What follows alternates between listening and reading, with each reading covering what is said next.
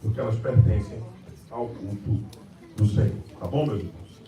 Meus queridos, nós estamos vivendo num mundo que tem nos deixado perplexos da tamanha violência que nós temos enfrentado. No mundo todos nós temos visto por toda parte guerras e mais guerras, violência e mais violência, o medo cada vez mais se instalando e imperando. A expectativa é que a coisa só piore. Quando alguém declara um cessar-fogo, imediatamente o que se escuta é bomba novamente. Então nós estamos numa condição difícil.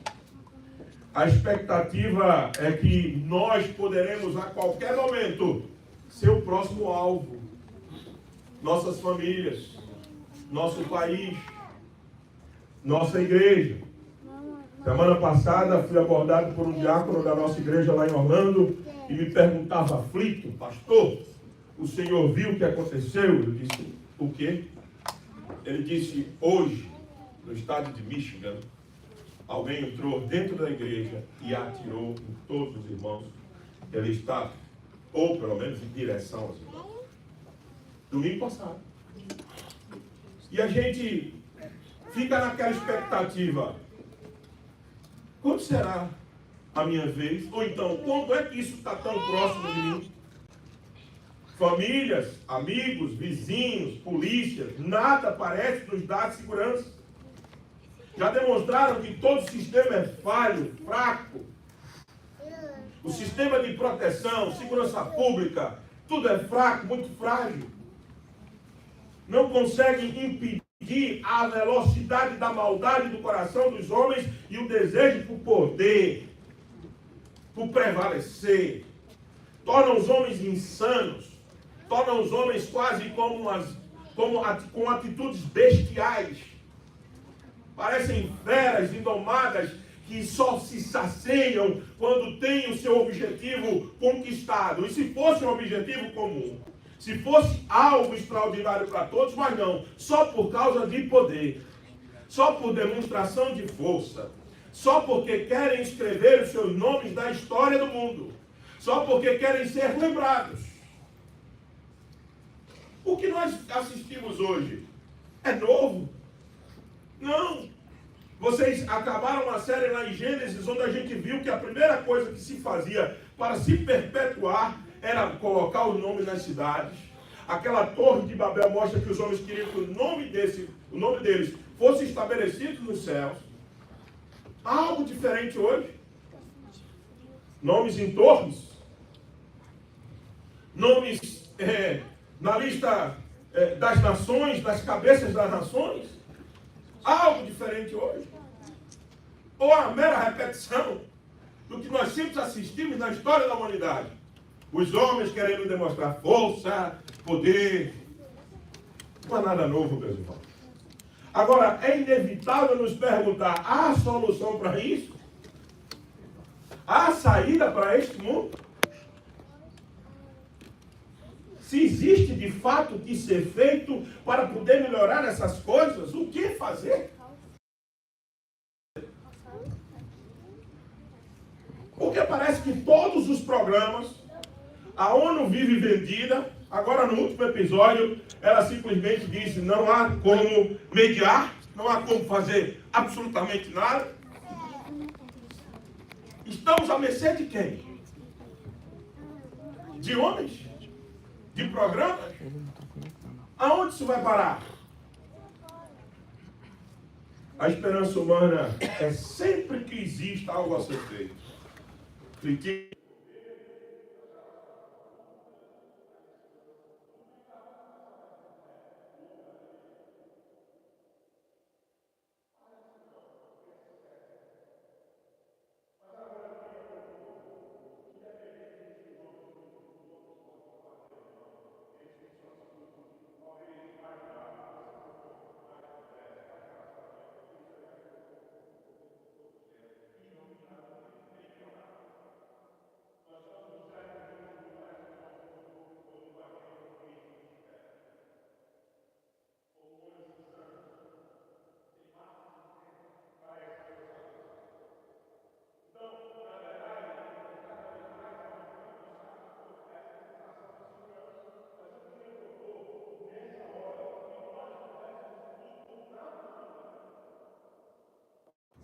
segurança de fato e verdadeira só existe na pessoa do nosso Deus.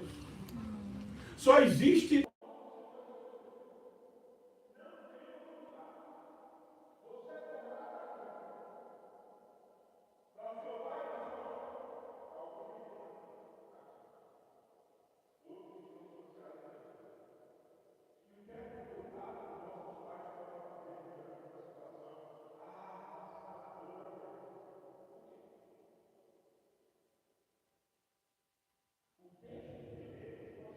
Claramente que a nossa única segurança é no Senhor nosso Deus.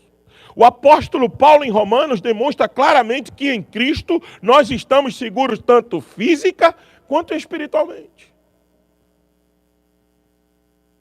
O texto de Romanos apresenta uma única segurança real, duradoura, que é o amor. O amor que se fala tanto e que ninguém dá. É o amor eterno de Deus. Nesse lugar, nós estamos seguros. O texto de Romanos 8 apresenta essa única segurança. E eu queria trabalhar um pouco disso com vocês nessa manhã, meus irmãos. Paulo começa essa passagem que estamos analisando aqui, fazendo uma referência ao contexto imediatamente anterior. Ele começa afirmando que nenhuma condenação há para os que estão em Cristo. É o 8, capítulo 8, verso 1. O primeiro verso desse capítulo, o que é que diz lá? Nenhuma condenação há para aqueles que estão em Cristo Jesus.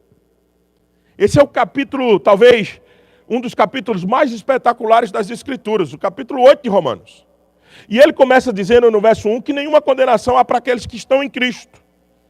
E quem crê já está salvo, diz o Senhor. João capítulo 3, verso 16. Porque Deus amou o mundo de tal maneira que deu o seu Filho unigênito, para que todo aquele que nele crer não pereça, não tenha nenhuma solução de continuidade, mas tenha vida eterna. E a pergunta é, que diremos, pois, à vista dessas coisas? Essa é a pergunta do verso 31, veja aí, mantenha sua Bíblia aberta. Que diremos, pois, à vista dessas coisas? Que coisas? As imediatamente anteriores. Veja o que está no verso 28 a 30 da sua Bíblia, do capítulo 8 de Romanos. Sabemos que todas as coisas cooperam para o bem daqueles que amam a Deus, daqueles que são chamados segundo o seu propósito, pois aqueles que Deus de antemão conheceu, a ele também predestinou para serem conformes à imagem de seu Filho. Veja, ele nos predestinou. E ele fez mais o quê? A fim de que seja primogênito entre muitos irmãos. E o qual, verso 30, e os que predestinou, a esses também chamou. E aos que chamou, a estes também justificou. Aos que justificou, a estes também glorificou. Que diremos então à vista dessas coisas? Se Deus é um Deus que nos criou, nos predestinou, nos chamou no devido tempo, nos justificou e certamente nos glorificará. Ô pastor, mas o verbo não está no futuro, está no passado. Porque é tão certo, essa é uma forma de construir no grego auristo. O auristo intensivo é a ideia seguinte, de que é tão certo que eu já coloco no passado. Porque ninguém aqui foi glorificado ainda. Glorificado apenas nele. Mas o ato, o processo salvífico de glorificação completa ainda é lá na frente. E é tão certo que vai acontecer, que já pode ser considerado como feito no passado. Então entenda, aquele que fez tudo isso, a pergunta é, que diremos, pois, à vista dessas coisas? Se Deus é por nós, quem será contra nós? Eis algumas lições que a gente precisa extrair desse texto, para que assim a gente viva em paz, meus irmãos. O objetivo é olhar para esse texto e ter a certeza plena de que nós podemos ter vida de paz em meio a esse caos. Por quê? Primeira coisa que tem que nos manter tranquilos e em paz é porque Deus é por nós. Deus é pelo seu povo. Deus não esquece do seu povo. Veja, que diremos à vista dessas coisas? Se Deus é por nós, quem será contra nós? Se Deus é por nós, quem pode nos atingir? Ou o que pode nos atingir? Deus está do nosso lado como defensor, provedor, protetor. Isso não muda. Essa condição de Deus em relação a nós não muda.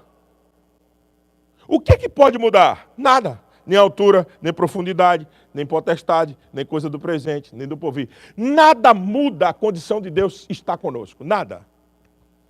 Nada. Veja, Paulo não promete a ausência de inimigos. Preste atenção, o texto já supõe que alguém vai ser contra nós. Concorda comigo ou não? O texto parte do pressuposto que alguma coisa vai se levantar contra nós. Vai se levantar contra nós. Pessoas, situações econômicas, talvez uma guerra. Alguma coisa há de levantar contra nós. Paulo não está prometendo a ausência de inimigo, mas inutilidades deles por causa do propósito de Deus conosco, que é o seu povo. Paulo está dizendo assim, se Deus é por nós, tudo que vem contra nós não prevalecerá. Nada. Nada. Nada pode mais nos desviar do propósito do Senhor. E a Ele toda a glória. Por isso. Então entenda. Primeira coisa que o texto nos aponta é para isso. Então, em meio às ameaças que a gente vive, às perseguições ou à incerteza, quem pode frustrar os planos soberanos de Deus sobre nossas vidas? Quem?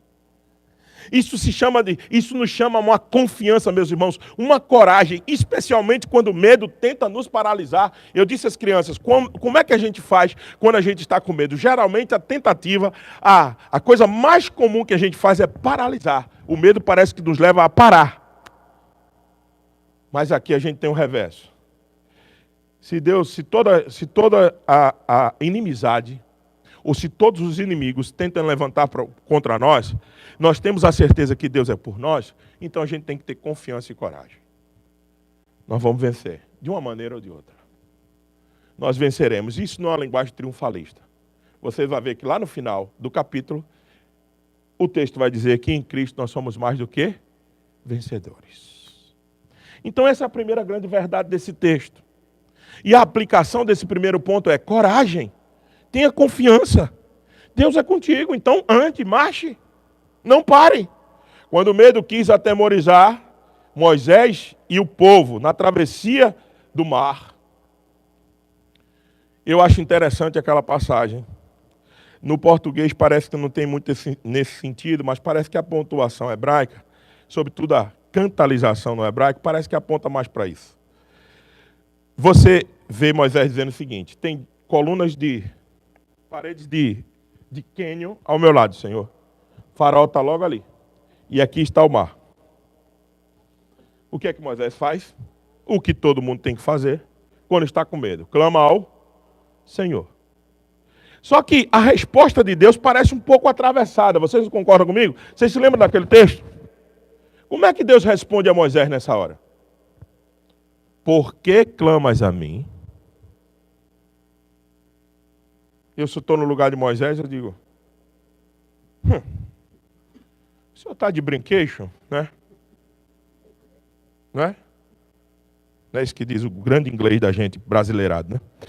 Então, o grande inglês da gente brasileirado. Então, assim, o senhor está de brincadeira? Como assim clamar o senhor? O senhor não está vendo, não? Parede dos dois lados. Faraó aqui, mar aqui. Sim, me diga o que é que eu faço. Como é que eu vou clamar outra pessoa? Tem que clamar o senhor mesmo. Mas Deus responde dessa maneira. Por que clamas a mim?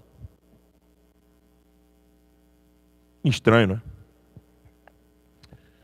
O que o Senhor está ensinando naquele texto a Moisés e a todo o povo é, quando eu disser para vocês que marchem, que caminhem, que continuem, não fiquem olhando para os obstáculos. Vão em frente. Continue marchando. Por que clamas a mim? Toca nessas águas e diga ao povo que marche. Marche. Como marchar para dentro de um mar?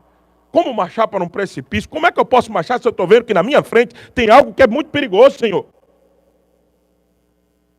Não é as circunstâncias ou aquilo que você vê que tem que lhe mover a marchar. É quem está mandando você seguir. É quem está dizendo, continue. E o nosso Deus nunca mandou a gente parar por causa de nenhuma dificuldade. Por causa de nenhum obstáculo. Se Ele não remover o obstáculo, Ele nos dará a capacidade de passar por eles.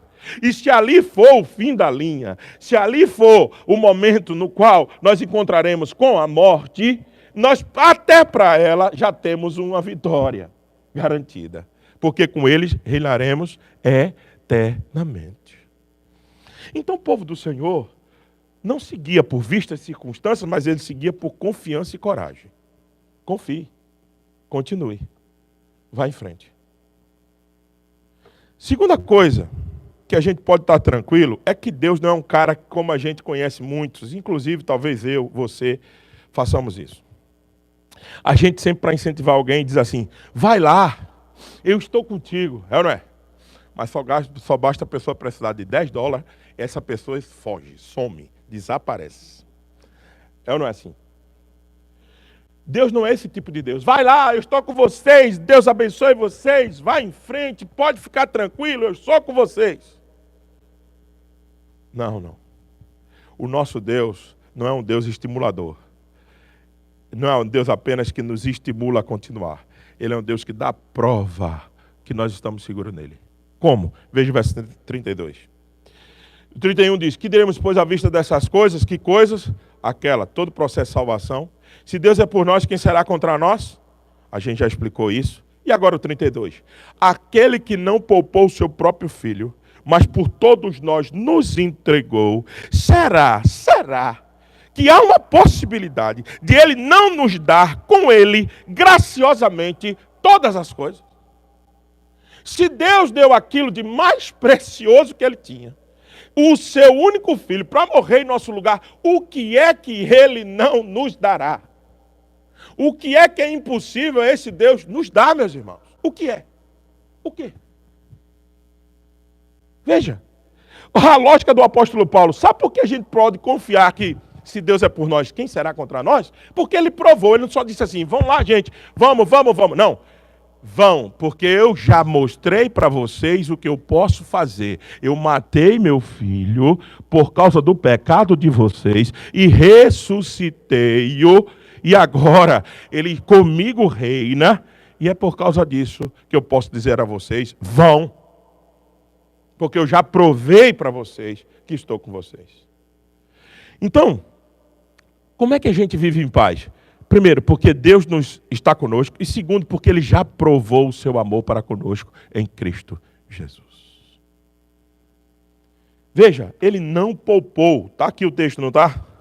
Não poupou. A Septuaginta, em Gênesis capítulo 22, Septuaginta é a tradução do hebraico para o grego do Antigo Testamento. Em Gênesis capítulo 22, a Septuaginta usa esse mesmo termo, não poupou.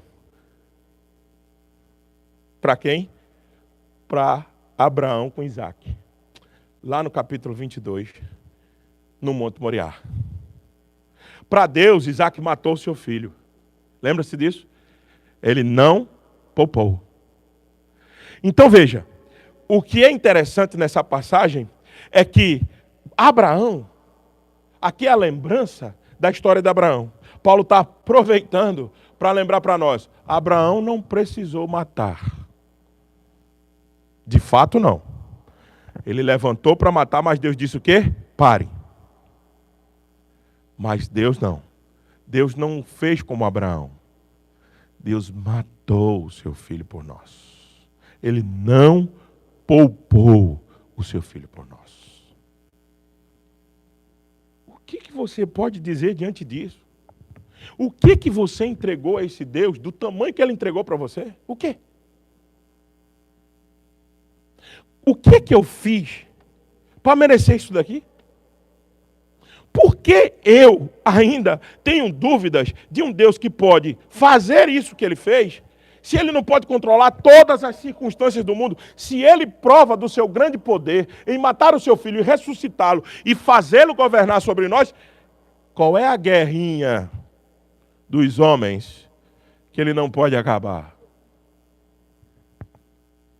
Qual é o mundinho dos homens que Ele não pode interferir? Ei, não diminua o seu Deus a realidade desse mundo. O seu Deus é sobre todos os mundos, sobre todas as galáxias. Ele criou todas as coisas.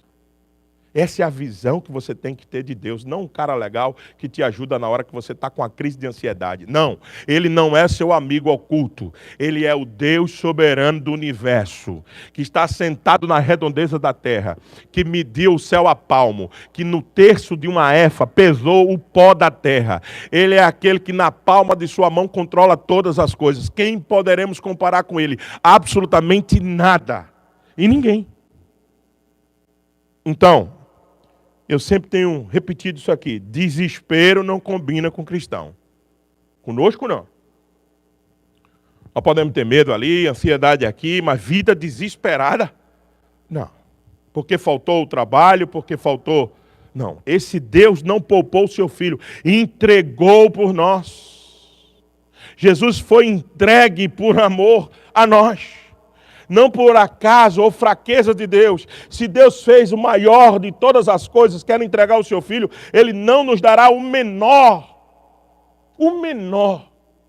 com o seu filho. O que a gente precisa é muito menor do que o que Deus já fez. O que a gente precisa? Muito menor. Tudo que você precisa, tudo que você quer, tudo que você sonha é muito menor do que Deus já fez para você. E essa é, talvez, meus irmãos, a raiz dos nossos grandes ansiedades, grandes temores da nossa vida, é que a gente ainda pede mais do que Ele já nos deu. A gente acha que pede mais do que Ele já nos deu. Mas, na verdade, o que a gente pede é muito menor do que Ele já nos deu. Muito menor. Absolutamente muito menor. Então, em tempos de escassez, luto, guerra, dificuldades, enfim, em tempos como esse que a gente enfrenta, olhemos para a cruz. Deus não está indiferente, Ele já provou do seu amor. O crente pode descansar, mesmo que ele ande pelo vale da sombra da morte. Nós não precisamos temer mal nenhum, porque o Senhor está conosco e o seu cajado nos consola. Ele é o nosso bom pastor. Ele é o nosso bom pastor. Terceiro aspecto desse texto é que absolutamente nenhuma acusação há contra nós. Você já viu aquele ditado que quem não deve, não teme, né? Não é isso? Pois é. Não que o apóstolo Paulo tenha escrito para responder esse ditado, até porque o ditado é muito depois. É o ditado que é feito em cima dessa revelação bíblica. Veja que o texto de Romanos vem nos incentivando a olhar para que nenhuma condenação há sobre nós. Qual foi o primeiro verso que a gente leu hoje aqui, de Romanos capítulo 8, verso 1? Nenhuma condenação há para aqueles que estão em Cristo Jesus. Agora, observe versos 33 e 34. Quem tentará acusação contra os eleitos de Deus? Se é Deus quem os justifica, quem os condenará? Se é Cristo Jesus quem morreu, ou melhor, quem ressuscitou, o qual está à direita de Deus e também intercede por nós? Veja, há uma ênfase no texto de dizer que nós não estamos sob nenhuma condenação. Por quê? Porque quem devia temer. Deveria temer. Nós não precisamos temer, porque não há nada a ser cobrado de nós. E por que não há nada a ser cobrado de nós? Porque sempre nos comportamos certinho, sempre fizemos tudo ok, de maneira correta e perfeita. Não. Nós não temos nenhuma condenação, porque é Ele quem nos justificou em Cristo Jesus. É a obra da cruz que imputa a justiça sobre nós, que coloca a justiça de Cristo em nós. De sorte que nós deveríamos ter medo, se devêssemos alguma coisa, a Deus e não a homem nenhum. Porque aos homens, certamente, talvez a justiça humana possa nos ajudar a pagar, a quitar nossa dívida com os homens. Mas a dívida com Deus, não existe nenhum tribunal que possa ser em nosso favor. Porque nós estamos no tribunal de quê? Divino. E no tribunal divino, que é o maior de todos os tribunais, a nossa ficha é limpa. Está escrito lá, justificado. Está escrito de lado do meu nome, do seu nome. Samanta Pereira, justificada. Anderson Pereira também, justificado. Luciano Ribeiro, justificado. Essa é a nossa ficha no tribunal eterno. Por quê? Porque eu fiz alguma coisa? Porque vocês fizeram alguma coisa? Não, porque nenhuma condenação há para aqueles que estão em Cristo Jesus. Então eu não preciso temer. Eu não preciso temer. Por que eu não preciso temer? Porque no maior de todos os tribunais eu estou justificado. Ninguém pode acusar-me. Ninguém pode intentar acusação sobre mim. Claro, Satanás tenta, o mundo tenta dizer que nós estamos em rebeldia com o nosso Deus, em desacordo com a sua vontade. Satanás tenta nos desanimar, pessoas tentam nos frustrar. É verdade, tudo isso. Nós sabemos dos nossos pecados, mas quando a gente olha para a sentença que está sobre nós, de justificados, o tribunal celeste já declarou, justificados em Cristo Jesus. Então a gente tem descanso, a gente tem leveza. Por isso que Jesus disse, experimentai de mim, e vinde a mim, vós que estáis cansados e sobrecarregados, que eu vos aliviarei. Experimente de mim, porque o meu jugo é suave, o meu fardo é leve. Nenhuma condenação há, meus irmãos, para aqueles que estão em Cristo Jesus. Absolutamente mais nada. E por isso nós estamos seguros. E qual é a aplicação desse ponto para nós? Acusações vêm sim, da consciência, do mundo, de Satanás. Mas nós temos que lembrar que não é as acusações que nos colocam em condenação. É a sentença. Já participou de algum júri, já viu algum processo legal? Quem determina o que vai acontecer com aquele que está sendo acusado não é a acusação e nem o advogado de acusação. Quem determina o que acontece com os acusados é o juiz que emite a sentença. No nosso caso, vão continuar os advogados do diabo se levantando e nos acusando.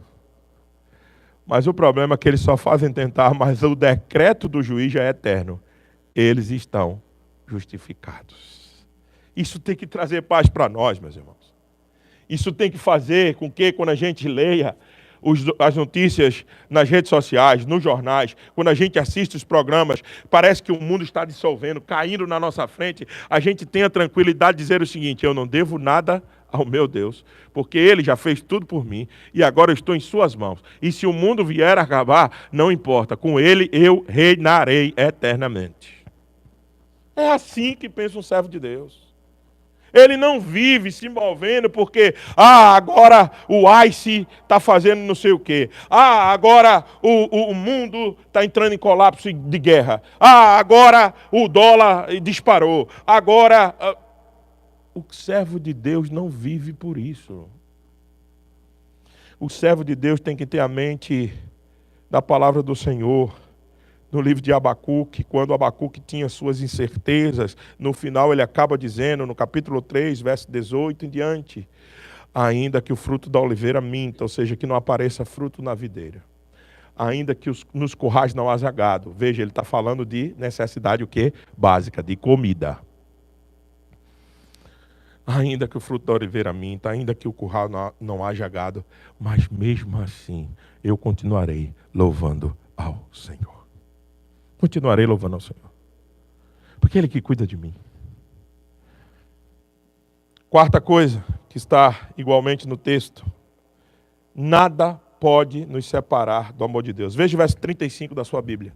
Quem nos separará do amor de Cristo? Será a tribulação, ou a angústia, ou a perseguição, ou a fome, ou a nudez, ou o perigo, ou a espada? Como está escrito, por amor de ti, somos entregues à morte, continuamente fomos considerados como ovelha para o matadouro. Será que essa situação toda pode nos separar do amor de Deus? Será que todas as crises, será que tudo que está em volta de nós pode nos fazer separar do amor de Deus que está em Cristo Jesus? Não pode. Veja, a condição que nós temos de segurança não vai nunca de nos impedir de enfrentarmos situações difíceis. Veja, eu não estou dizendo aqui, e nem o apóstolo Paulo está dizendo, que nós estamos isentos por causa dessa segurança que nós temos em Deus, da justificação dos nossos pecados, que nós estamos isentos de viver dias difíceis. Não é isso, o apóstolo Paulo está dizendo. Vocês terão, vejam só o que vocês terão. Quem pode nos separar do amor de Deus? Obviamente, aquilo que pode acontecer na sua vida. Tribulação, angústia, perseguição, fome, nudez, perigo, espada. Paulo está dizendo que não vai acontecer? Não, Paulo está dizendo que pode acontecer. Nossa segurança em Deus não evita passarmos por todos esses problemas. O fato de sermos filhos de Deus, o fato de sermos servos do Senhor, não anula que muitas e muitas vezes nós vamos ser entregues como ovelha no matadouro. O apóstolo Paulo não está negando isso. Veja, e tem mais, vá para o verso 38. Porque eu estou bem certo que nem a morte vai nos atingir, ou nem mesmo qualquer coisa dessa vida que vai nos atingir. Nem os anjos, nem os principados, nem as coisas do presente, nem do porvir, nem poderes, nem altura, nem profundidade, nem qualquer outra criatura poderá nos separar do amor de Deus que está em Cristo Jesus, nosso Senhor. Veja, apóstolo Paulo não está dizendo, vocês não passarão por isso. Vocês estão livres disso. Como em muitos lugares a gente ouve esse evangelho barato do triunfalismo, prometendo aos crentes somente vitória, vitória, vitória. As Escrituras nunca prometeu isso. O Senhor Jesus disse que no mundo nós teremos aflições. Jesus nunca mentiu e nunca nos enganou quanto a isso. Esse mundo jaz no maligno, esse mundo está em queda. Se você escuta por aí algum pregador que se diz pregador do evangelho, dizendo abertamente que você não merece sofrer, ou então pare de sofrer, que você não é para estar vivendo sofrendo, ele não tem sido um pregador fiel, ele é um falso profeta. Ele é um falso profeta. As Escrituras nunca negou que nós teremos tribulações, fome, nudez, perigo, espada, guerra. Satanás nos tentando, como principados, potestades, tudo. Mas nada, absolutamente nada, poderá nos separar do amor de Deus que está em Cristo Jesus. Nada. Essas coisas não têm poder mais sobre nós. E louvado seja o Senhor por isso. Essas coisas não mais dominam a nossa vida. Veja, o sofrimento aqui, a citação do Salmo, isso é o Salmo 42, verso 22. Os sofrimentos aqui dito também no Salmo 42, é justo, do justo, é antigo, o sofrimento do justo é muito antigo. Mas nunca é um abandono de Deus. Esse é o ponto. Você não será abandonado pelo Senhor nunca. Por isso que o amor, ninguém pode nos separar do amor de Deus que está em Cristo, porque Deus não muda o seu amor para com o seu povo, porque Ele nos amou em Cristo Jesus. Então, meus irmãos, qual a aplicação desse ponto? Guerra vai vir? Vai. Fome virá? Virá. Espada também. E elas continuam até hoje. E muitas igrejas vivem isso de uma forma mais intensa, outras de forma menos intensa, mas nenhum tanque, nenhum míssil, nada absolutamente pode nos separar do povo de Deus, o povo remido pelo Senhor. Nada, absolutamente nada, nem morte, nem vida, nada pode nos separar do amor de Deus. Estamos seguros? Estamos seguros. E ponto. Agora, o que é mais interessante desse texto, uma das coisas mais interessantes, esse texto é maravilhoso por si só, mas uma das coisas mais interessantes desse texto é que o apóstolo Paulo ainda traz a cereja do bolo e coloca em cima. É que o apóstolo Paulo, depois de analisar toda essa situação, qual é a situação? Deus é por nós. Depois, o apóstolo Paulo disse que ele já deu prova de que é por nós. Matou o seu filho. Entregou o seu filho.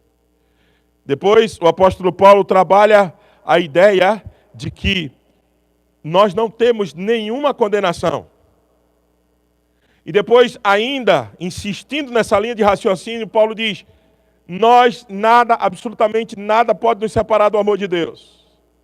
Aí o apóstolo Paulo chega na conclusão seguinte: se todo esse é o cenário, sabe o que é que nós somos em Cristo? Nós somos mais do que vencedores.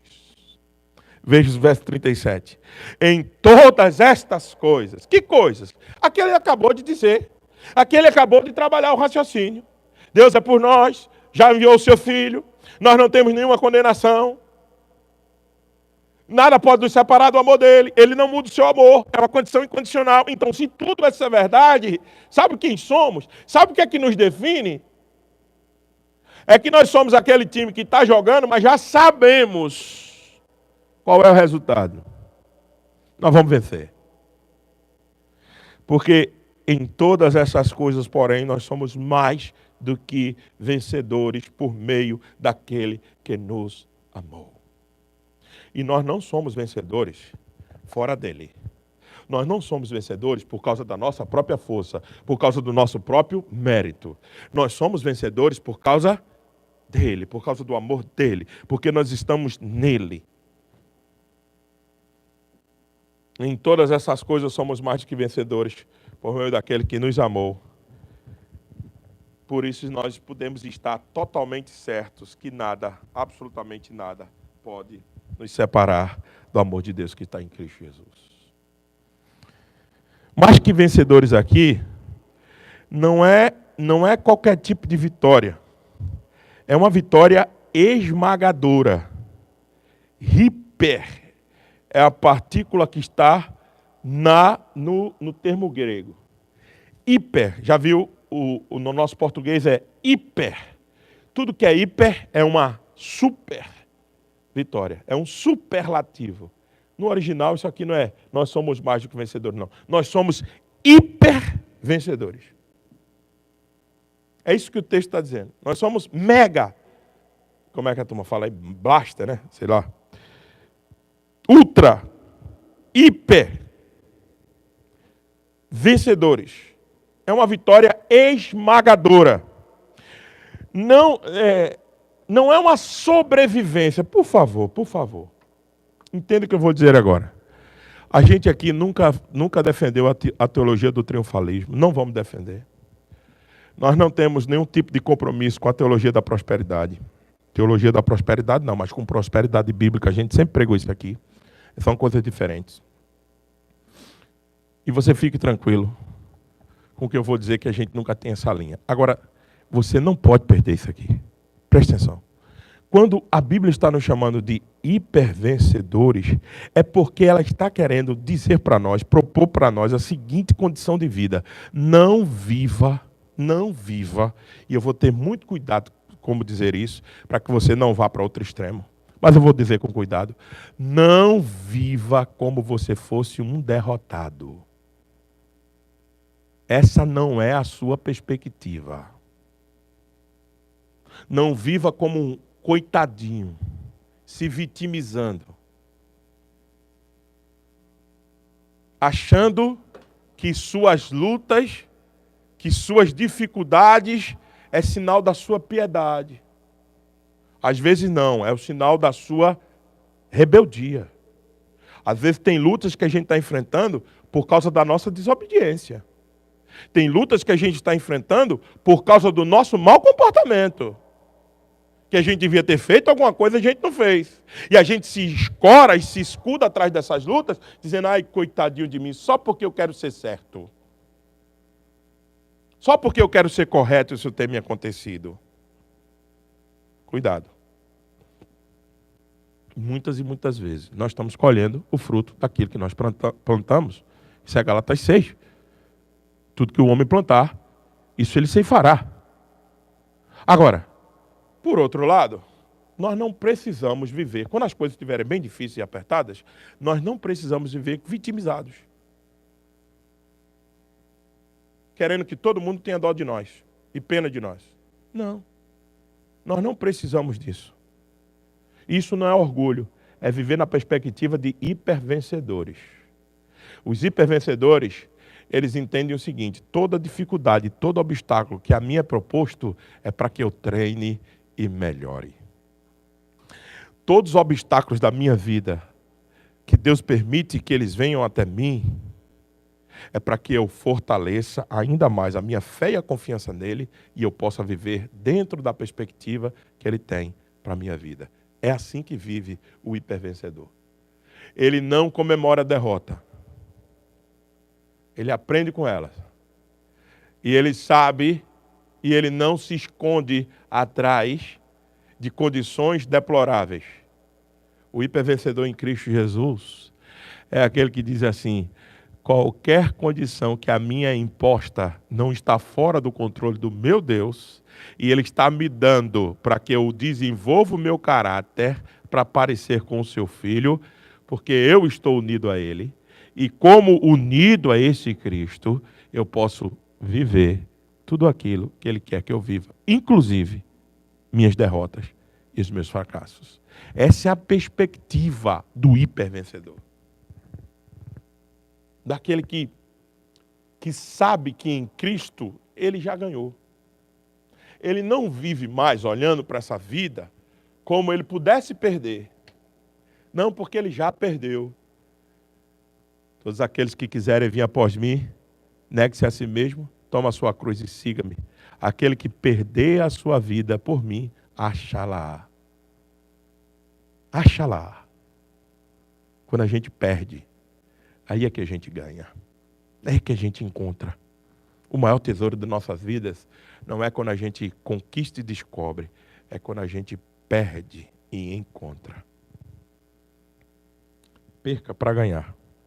É assim a dinâmica do reino. É uma loucura isso. Alguém que está sentado ouvindo, que não tem compromisso com essa fé, ou que vai nos ouvir pela internet, diz assim: esse cara é um louco. Mas essa é a perspectiva do reino. Perca para ganhar. Perda a sua vida. Dê o controle a ele. Inclusive, a paz que excede todo entendimento vem quando nós perdemos para ganhar. Então, meus amados irmãos, nós somos mais que vencedores. Nós não somos apenas qualquer vencedor. Nós somos hipervencedor. Nada na criação pode nos afastar desse amor de Deus. Então, por isso, nós podemos vencer. A vitória aqui não é um conforto ou uma prosperidade, mas a perseverança, a esperança, a certeza da glória futura. E os crentes vão marchando, vão encontrando-se com esse dia, cada dia que a sua vida passa. A igreja deve se unir em oração pelo mundo. O mundo está em guerra, mas a igreja de Cristo no mundo tem que estar em paz. O mundo está aflito, mas a igreja tem palavra de esperança. O mundo está derretendo, mas a igreja vive lutando o bom combate da fé, para que possamos levar essa palavra a outros povos. Sabe por que eu gosto de plantação de igreja? E essa igreja acabou de se tornar, é a filha que foi emancipada, mas eu gostaria que logo, logo ela se tornasse uma mãe. Uma mãe, rápido. Porque o mundo precisa de igrejas saudáveis que anunciem o Evangelho do Senhor Jesus Cristo. Porque aqui a gente não produz homem-bomba e nem mulher suicida. Aqui a gente produz agentes da paz, que vai levar o Evangelho do Senhor Jesus Cristo e vai invadir as nações, zonas de conflito, zonas de guerra, e lá eles serão uma grande bênção, um farol que brilha no meio da escuridão. Aqui nós treinamos homens e mulheres, crianças e jovens, velhos ainda, que podem cooperar muito para que a gente possa ser a agência verdadeira que coloca esse mundo em equilíbrio. Por que você acha que a igreja ainda está aqui?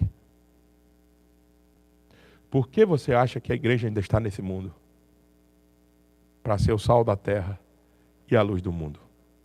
Para ser aquela agência que precisa estar aqui. Se você perder essa visão, nós viramos aqui um clube, que a gente paga a mensalidade no domingo, que a gente vem aqui, escuta uma música de boas letras, e a gente vem aqui e vê um cara pregando uma mensagem legal, e depois a gente tem uma escola bíblica porque os nossos filhos precisam ser treinados, que a gente não tem tempo de treinar eles em casa, jogo eles aí na escola bíblica, e depois eu vou ali no almoço, tem um almoço gostoso, o povo aqui cozinha muito bem, e depois eu vou para casa descansar o domingão restante todinho, botar a cara na TV e ficar lá na caixinha do nada.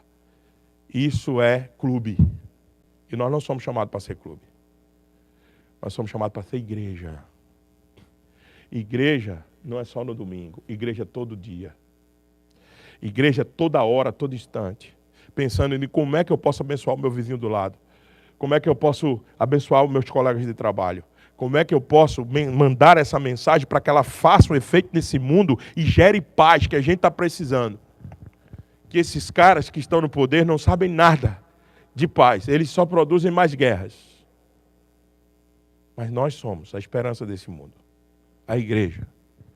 A igreja está aqui para isso. Então, não esqueça nunca disso. Nós não fomos chamados para não ser outra coisa, a não ser a igreja do Cristo. E o Cristo vitorioso. O Cristo que venceu o pecado por nós. O Cristo que conquistou toda a segurança naquela cruz, naquela maldita cruz, naquele lenho cruento. O Senhor garantiu a nossa certeza, a nossa segurança, a nossa vitória para sempre. Desde o Éden, Deus prometeu redenção. E em Cristo Ele realizou. E agora nós podemos descansar na certeza plena de que Ele consumará o seu plano bendito na pessoa de Jesus Cristo.